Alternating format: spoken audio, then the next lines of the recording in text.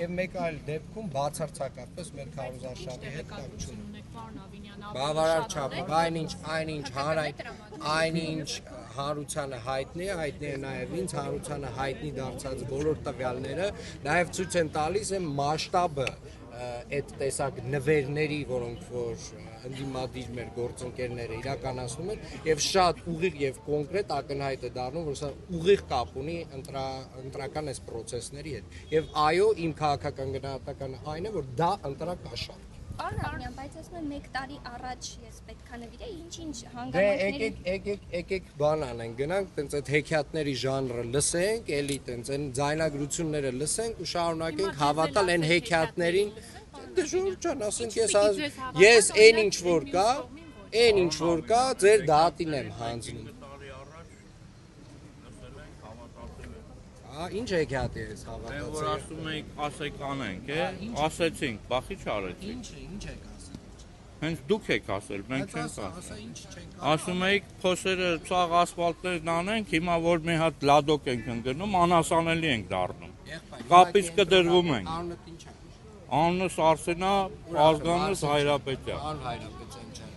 Կենտրոնական փողոց։ Հենց ընկնում ենք, փոս կապից կդրվում ենք, էլ հեռախոսներ չի աշխատում։ Կենտրոնական փողոցները որտեղ հիմա փոսը։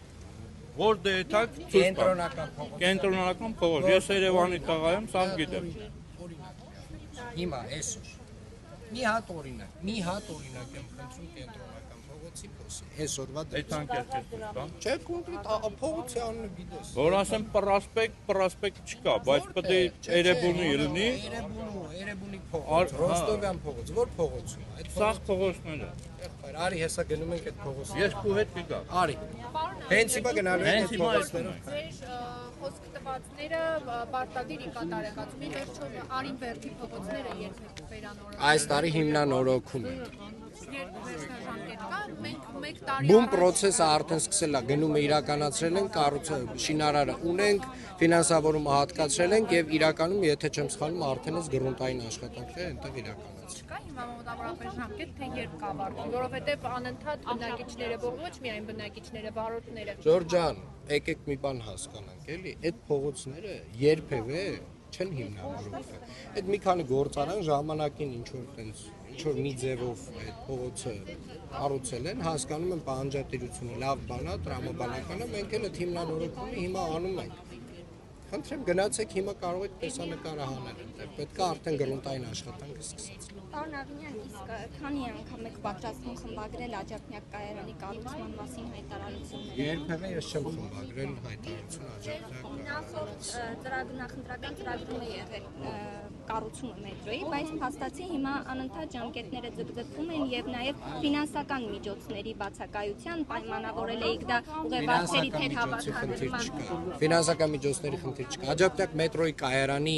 նախագծումը ավելի կարճ է տևել, քան համալիր փորձաքննություն անցնել, եւ ոչ միայն համալիր, պարզ փորձաքննությունը նույնպես։ Եվ դա տեղի է ունեցել այն պարզ պատճառով, որ Հայաստանի Հանրապետությունում տասնամյակներ մետրոյի կայարաններ եւ մետրոն չզարգացնելու պայմաններում մեզ մոտ առհասարակ այդ գիտելիքը մեր երկրում կորսվել է։ Եվ կարելի ասել է ժամանակը նաեւ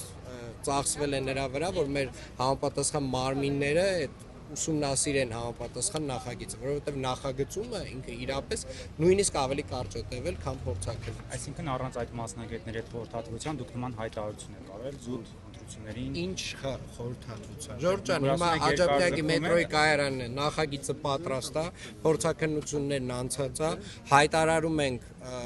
հանրային գերակաշահ, հանրային գերակաշահով պետք է օտարենք այս տարի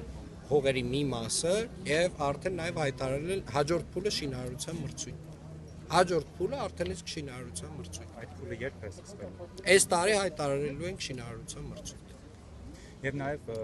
մեղադրում են ձեզ, ասում են բացի որ Երևանի օդի աղտոտվածության հետ կապված կոնկրետ այս բանն է, ես էլ Երևան քաղաքում օդի աղտոտվածությունը 100-ամյակների հարց է եւ բնակլիմայի կներեք, անընդհատ այդ օդի աղտոտվածության հարցը որ բարձրաձայնում եք, Երևան քաղաքը կատլավանի մեջ է եւ այս մեր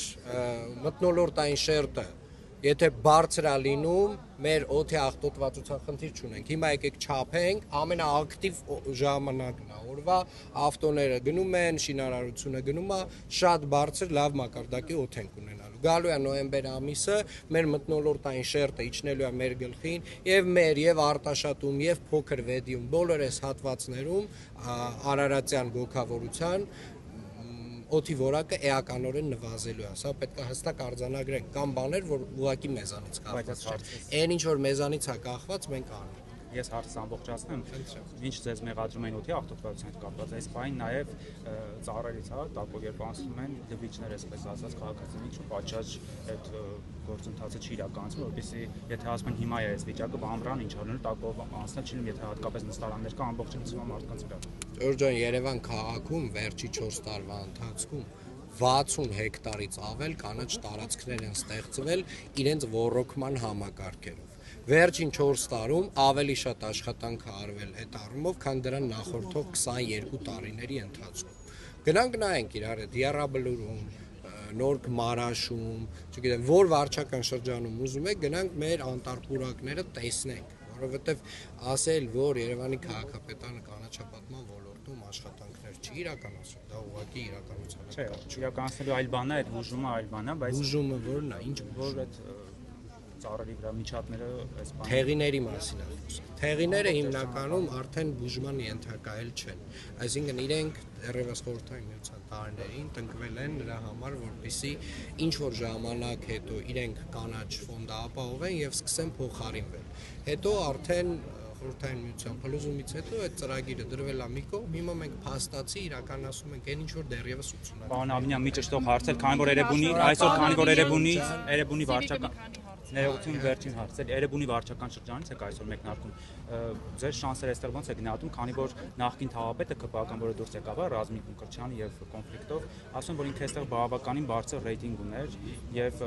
այս պայմանությամբ երբ արդեն առանձնացել է ԿՊԱ-ն խնդիր է ունենալ այս Ջորջան, ես կարծում եմ տեղական ինքնակառավարման մարմինների ընտրությունները նախ համապետական ընտրությունների հետ շատ պետք չի համեմատել, բացարձակապես, թե ով ինչ կա ռեյտինգ ունի, դա միայն չափվում է ընտրությունների արդյունքներով, եւ երրորդը ես վստահ եմ նախ Էրեբունի վարչական շրջանում ձեր ասած վարչական շրջանի ղեկավարը չէր, բայց այնուամենայնիվ ես վստահ եմ եւ Էրեբունի վարչական շրջանում եւ Շենգավի վարչական շրջանում քաղաքացիական պայմանագիրը շատ վստահ հաղթանակ է տոնելու ի շնորհիվ մեր քաղաքացիների վստահության եւ աջակցության։ Շարունակելով հարցը գործընկերոջս, պարոն Ավինյան, ձեր դիմախոսները պնդում են, որ Երևանում ձեր քվեները սակավ են եւ ձեր հույսը միայն մարզերից ստանալիք քվեների վրա է։ Ամփոփելով քարոզարշավի 4 օրերը, կիսվեք ձեր տպավորություններով։ Երևանում մեծ դիմավորում են մեծ ջերմությամբ եւ մեծ խանդավառությամբ եւ ես վստահ եմ որ Երևան քաղաքում քաղաքացիական պայմանագրին մեծ աջակիցների բանակ ունենք եւ վստահ հաղթանակ ենք տոնելու Երևան քաղաքում։ Շնորհիվ Նիկոլ Փաշինյանի, այլ ոչ թե ձեզ, պարոն Ավինյան։ Հիշելով տեղական ինքնակառավարման մարմնի ընտրությունները։ Ես կարծում եմ, որ տեղական ինքնակառավարման մարմնի ընտրությունները տարբերվում են իհարկե համապետական ընտրություններին, բայց ես հուսով եմ դուք հեսա մեզ հետ կայցելեք այն հատվածները, որտեղ որ մենք գնում ենք ու կտեսնեք Երևանի քաղաքապետարանի արած աշխատանքի ծավալը։ Նախորդային միջադեպ եղավ, պատշգամբից ջուր լցրին ձեր վրա, ինչպես կմեկնաբանեք, այսինքն քաղաքացիներ էին, որոնք դժգոհ էին ըստ երևույթին։ Ինձ տեղեկացրեցին, որ մի մարդ էր, ով հարևանի սպանության համար դատված էր եւ ազատվել էր եւ չգիտեմ ինչքան հոգեկան առողջության հետ ինչ խնդիրներ ուներ թե չուներ, բայց համենայն դեպս կարող է ընդդիմադիր հայացքներով մարդիկ իհարկե հանդիպում են եւ մենք դա էլ ենք ընդունում եւ նաեւ ենք քննադատում միանշ ջուր լցնելը ինձ թվում է դե արդեն հա